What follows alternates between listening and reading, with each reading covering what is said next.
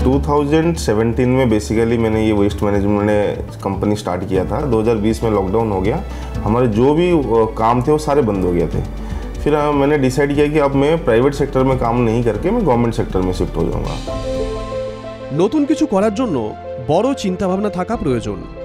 কি, কেন, কিভাবে, এই সমস্ত প্রশ্নের উত্তর খুঁজে বের করা প্রয়োজন। জেএস এনভাইরো সার্ভিসেস প্রাইভেট লিমিটেডের প্রতিষ্ঠাতা জীবন কুমার উপাধ্যায়ও তার ব্যবসার শুরুতেই এই ধরনের অনেক ঝুঁকিপূর্ণ প্রশ্নের সমাধান খুব দৃঢ়তার সাথে করেছিলেন। 2017 সালে তার হাই প্রোফাইল চাকরি ছেড়ে জীবন খাদ্য সরবরাহ এবং বর্জ্য ব্যবস্থাপনায় প্রবেশ করেন। শীঘ্রই জীবনের কঠোর পরিশ্রম সার্থক হয়। 2012 সালে জীবন ঘরে ঘরে আবর্জনা সংগ্রহের ক্ষেত্রে তার প্রথম সরকারি আদেশ পান।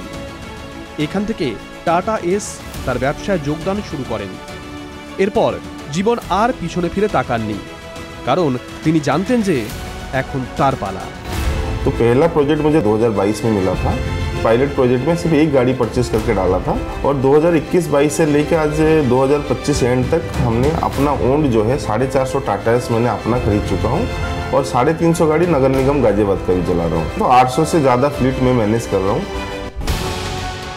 বর্জ্য ব্যবস্থাপনার কাজের ব্যবসা আর টাটা এসের ভরসা আজ জীবন কুমারকে আকাশ ছোঁয়া সাফল্যে পৌঁছে দিয়েছে।